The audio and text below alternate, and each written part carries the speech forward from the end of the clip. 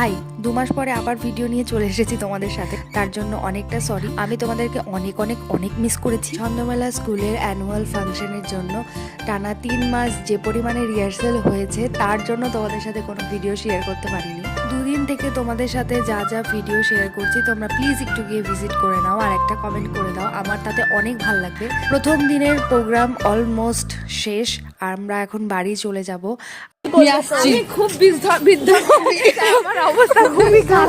সবাই এত পরিশ্রম করেছি, সবাই খুব ক্লান্ত ছিলাম, যার জন্য এরকম অবস্থা। তো যাই হোক, দেখো আমরা রাত্রেবেলা আরো একটু এনজয় করেছি।